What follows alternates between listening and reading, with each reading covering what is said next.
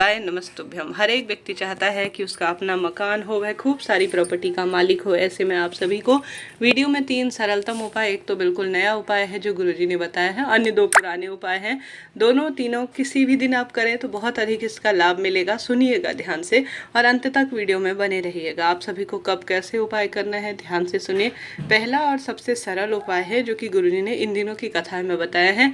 उसमें गुरुजी कहते हैं आप सभी को आवश्यक रूप से किसी भी दिन से यह कार्य शुरू कर सकते हैं अपनी मनोकामना के तहत कि हे महादेव, मैं अपने इस मनोकामना, जैसे कोई प्लॉट बिकना है, किराए से नहीं लगना है, या कोई ऐसा है कि मैं इसी मकान को अपना करना चाहता हूँ, मेरा छोटा सा आशियाना हो जाए, किराए के घर से मुझे मुक्ति मिले। ऐसे में आप सभी को क्या करना है, गुरुजी कहते हैं 2-3 जो है बेलपत्र के पेड़ को अपनी बेटी समझकर आप सभी जो है विशेष रूप से उसका पालन पोषण करते हैं।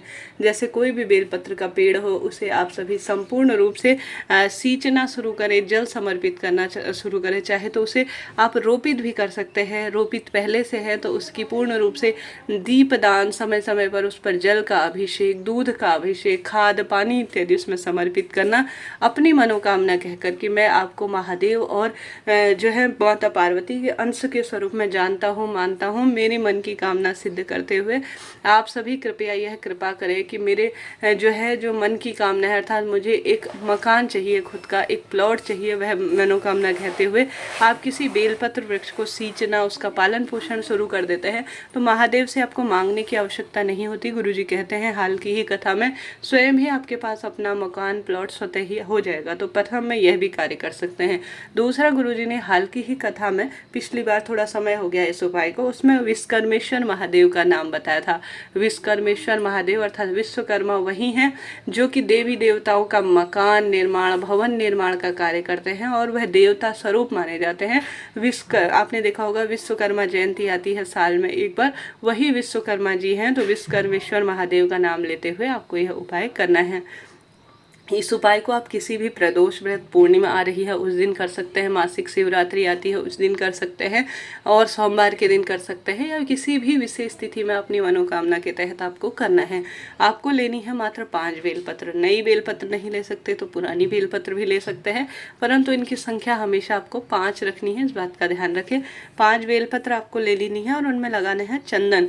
चंदन आप लाल चंदन ले सकते हैं, पीला चंदन ले सकते हैं, अष्टगंध ले सकते हैं, कुल मिलाकर चंदन लेना है आपको 5। ठीक है, 5 बेलपत्र में आपको पूर्ण रूप से अपनी मनोकामना कहते हुए विश्वकर्मेश्वर महादेव का नाम लेते हुए, कमेंट्स में भी लिख दीजिएगा विश्वकर्मेश्वर महादेव की जय।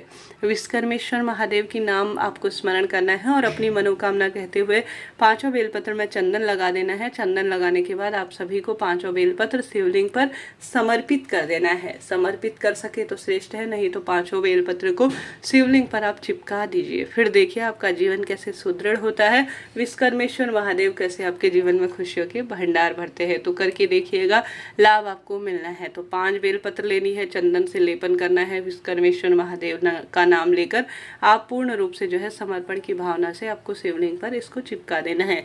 धीरे धीरे स्वतः ही आप देखेंगे कि आप विश्वकर्मेश्वर महादेव की कृपा से आपका जीवन समृद्ध हो रहा है और परिवार में खुशियां आ रही हैं। करके देखिएगा, लाभ आपको मिलेगा। तो हमने बात कर ली प्रथम उपाय की और 2 उपाय की। बढ़ते हैं तीसरे उपाय की, जो भी बहुत सरल है, जिसे आप सभी किसी भी दिन कर सकते हैं। आपको लेने हैं काले तिल और चंदन। चंदन भी यहाँ पर आप लाल, पीला, जैसा भी है वैसा ले सकते हैं। एक जल का लोटा ले जाएं, शिवलिंग पर जल का अभिषेक करें, गोल बत्ती का घी का दीपक लगाएं और चंदन में आपको पूर्ण रूप से काले तिल मिला लेने हैं। एक कटोरी लीजिए, चंदन उसमें डालिए, उसमें थोड़ा सा 1 मुट्ठी काले तिल डालिए, पूर्ण रूप से उन्हें जो है अपने हाथों की मदद से मिश्रित कर लीजिए। अब यह मिश्रित किए हुए चंदन और आवश्यक रूप से काले तिल को जो है आपको शिवलिंग पर पूर्ण रूप से जैसे लेपन करते हैं ना, जैसे हम चंदन का, उस तरह से आपको मिलाना है। चंदन अपने आप में महादेव को शीतलता देता है। काले तिल जो है पितरों से, राहु से संबंध रखते हैं और हर तरह की परेशानी को दूर करते हैं। तो वही काले तिल और चंदन को सम्मिश्रित कर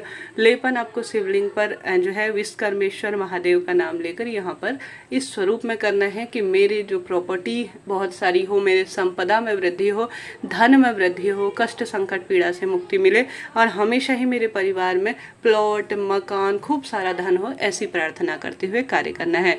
साथ के साथ गुरुजी ने हाल की कथा में यह भी बात बताई है कि धन होगा तो प्रॉपर्टी स्वयं ही आ जाएगी, स्वयं का मकान खुद ही हो जाएगा। तो ऐसी स्थिति में सोमवार के दिन आवश्यक नहीं है, शुक्रवार का इंतजार करें। सोमवार के दिन आप सभी को बेलपत्र वृक्ष की पूजा करनी है। शुक्रवार के दिन भी आपको बेलपत्र वृक्ष की खूब सुंदर पूजा करनी है और शिवलिंग की विशेष तौर पर जल के अभिषेक से अपनी मनोकामना कहते हुए आप कार्य कीजिएगा। साथ के साथ विश्वकर्मेश्वर महादेव का नाम लेकर पार्थिव शिवलिंग पूजा बेलपत्र वृक्ष के नीचे शुक्रवार के दिन कर ली जाए ना, विश्वकर्मेश्वर महादेव का नाम लेकर, तो विश्वकर्मा जी आपको आपका मकान बनाकर स्वतः ही दे देते हैं, आपको मांगने की आवश्यकता नहीं पड़ती है। तो कोई भी सरल सा उपाय चुनकर कर लीजिएगा। मैं भी प्रार्थना करती हूँ कि आपकी मनोकामना तुरंत पूर्ण हो जाए। हर हर महादेव, जय विश्वकर्मेश्वर महादेव।